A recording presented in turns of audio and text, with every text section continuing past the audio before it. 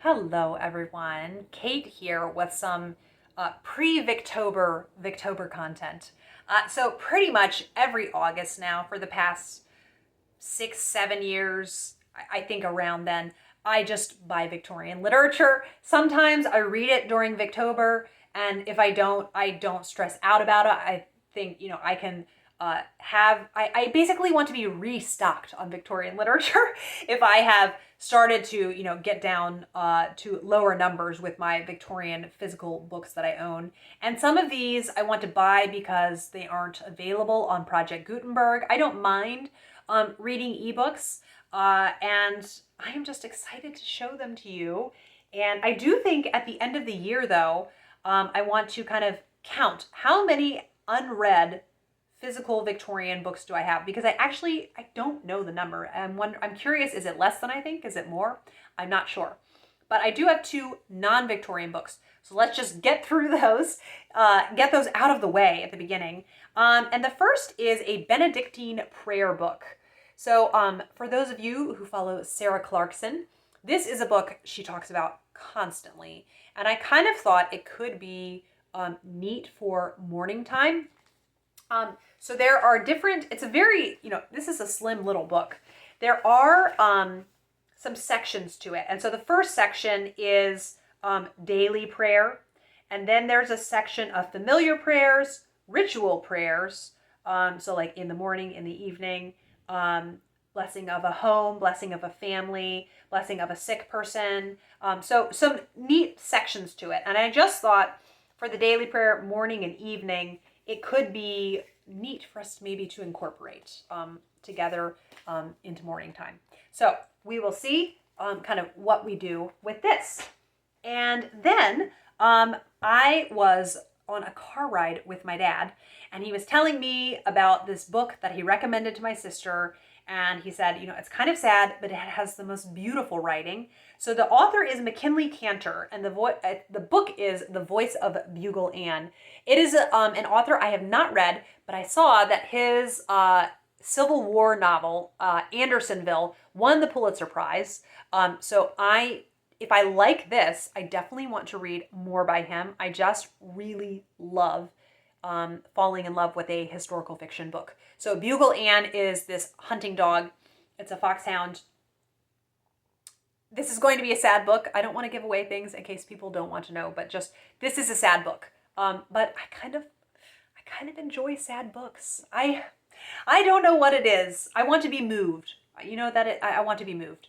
So yes, The Voice of Bugle. And then now we are in the Victorian literature. And first I will do the least aesthetic of the books. And I read The Water Babies by Charles Kingsley earlier, and I was just looking into his life, and he sounds fairly interesting. He was a priest, but then also an author. And so I bought Charles Kingsley, his letters and memories of his life as edited by his wife. So I don't know if that means that she just wasn't given the credit that she was supposed to for having written this. I'll just show you. Yes. So blah looking. If she wasn't given the credit that was due her, or if he, in his later years, started to write a biography. I don't know if I'll even be able to tell you that after reading this, but I do love author letters. And so I love the idea of this being a biography that also would include letters. And I just love to kind of know more about the personal lives of people who lived during the Victorian era. So I will report back what I think of that. And then I did, wow, yeah, I have 4 short story collections to show you. So first, one I have been toying with getting for a long time, and then Amy from Amy of Hearthridge, the channel, she just inspired me to finally pick up the Oxford World Classics edition of Victorian Fairytales. Now, I will say, not all of these are strictly Victorian. I am very excited that at the beginning, or no, it's at the end. Okay, so first of all, not all of them are Victorian. It does have, it says prologue, and it includes Rumpelstiltskin by the Grimm's brothers, and then The Princess and the Peas, The Princess and the Peas, more than one, by Hans Christian Andersen. And so then it has a whole section of Victorian fairy tales by Thackeray, The Rose and the Ring, which is one I've been very intrigued by for a while. John Ruskin, The King of the Golden River. It includes all of The Little Lame Prince and His Traveling Cloak by Dinah Mullet-Craik.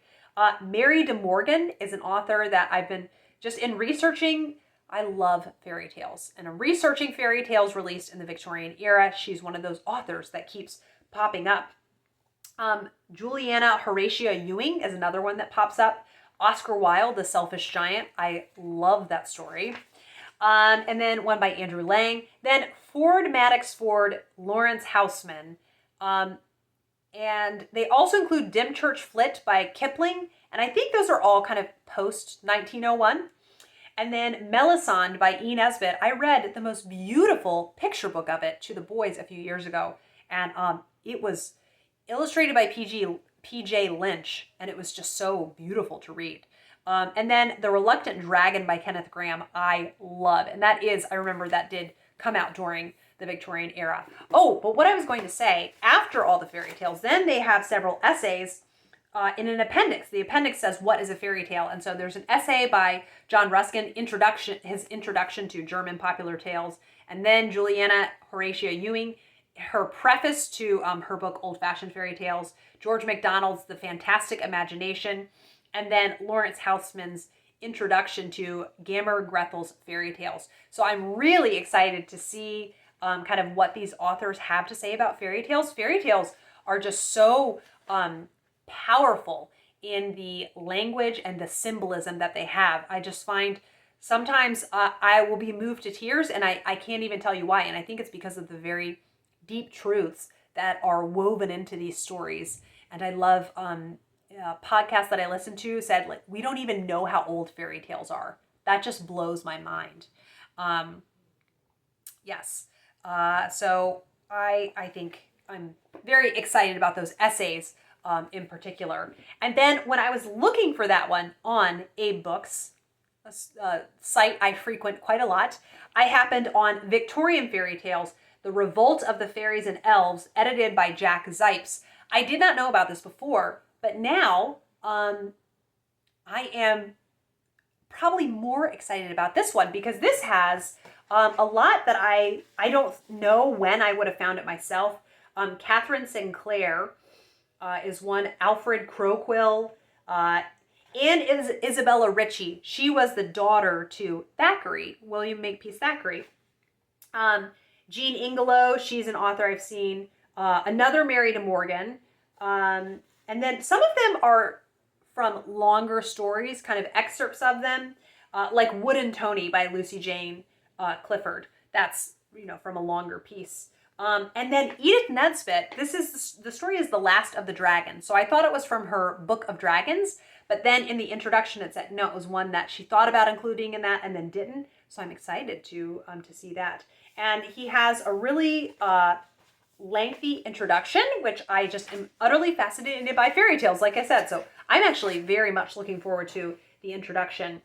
And then what's really neat is for each author, before you get to the actual story, he has a whole piece about them and their life. And then he tells you a bit of some of the other books that they wrote and some of the other books that he would recommend by them. So I think this is going to be a very enriching kind of book to enjoy. A book that I have thought about getting for probably 5 years, and I finally just took the plunge, and it is by Flora Annie Steele. She is a woman who her father was an Indian, or he was a soldier in India, and it's what at the time they called them Anglo-Indians, and so she grew up there and just really came to love the land and the stories from the land. So she put together this Tales of the Punjab, Folklore of India. And I particularly want to read this aloud. And it has 65 illustrations, 45 stories, 65 illustrations. This is in excellent condition. This edition was printed, I think, in the 80s. So here's one of the illustrations. Let's see if I can find you another good one. That is so beautiful. So I'm very much looking forward to Tales of the Punjab, especially because the Victorian fairy tales, these are going to feel a lot more buttoned up.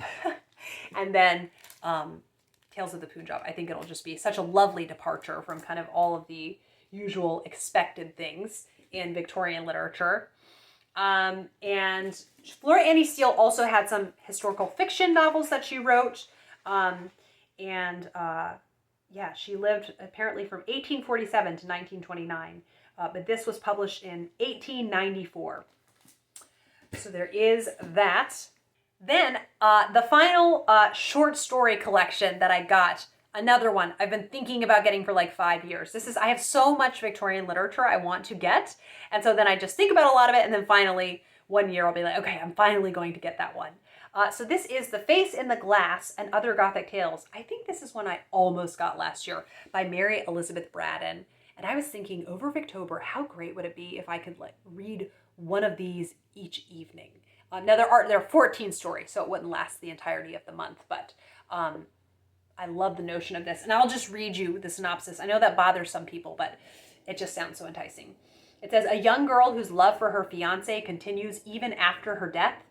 A sinister old lady with claw-like hands who cares little for the qualities of her companions, provided they are young and full of life. And a haunted mirror that drains the beauty from those who gaze into its depths and reflects back a withered old age. These are just some of the haunting and terrifying tales gathered in this new collection of macabre short stories. So I really love the Virago book of Victorian ghost stories by women. And I'm pretty sure, what is the name of it? The Cold Embrace, I think was included in there. I love Mary Elizabeth Braddon's writing and thinking she could really excel at writing a hauntingly good short story. Really looking forward to that one. And then I found another Victorian diary. We know how much I love Maud, the Illustrated Diary of a Victorian Lady.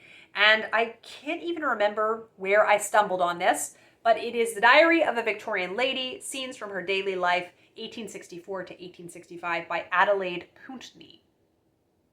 I just love the look of this. And then the end papers are particularly spectacular. They are shiny, some gold foil on there. And then this one is not quite as elaborate as Maud. There's not as much detail, but it's still these lovely little drawings and her notes on what she did on these different days. The script is a little bit hard to read, but I think I should be able to read it. Just really getting an up close and personal look at someone's life and her sketches. I think this could be really delightful. And then last but not least, a few years ago, I read during Victober Country Stories by Mary Russell Mitford. And I found it so lovely. And it's quiet and just really charming. Kind of like a quieter version of Cranford by Elizabeth Gaskell. And I also really fell in love with Aurora Floyd by Elizabeth Barrett Browning. Well, I came to find through some of my book searching, Elizabeth Barrett Browning was very good friends with Mary Russell Mitford. And so here we have Women of Letters, selected letters of Elizabeth Barrett Browning and Mary Russell Mitford.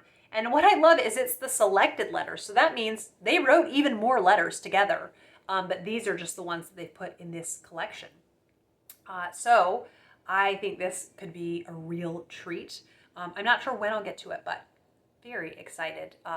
I just think there is a really, intimate feeling to getting to read someone's letters. And particularly between two very, very dear friends. So that is my me restocking my Victorian literature. And I hope that you enjoyed this video. Victober will be upon us before you know it. And so have a lovely day, everyone. And I will be back with a video soon. Bye.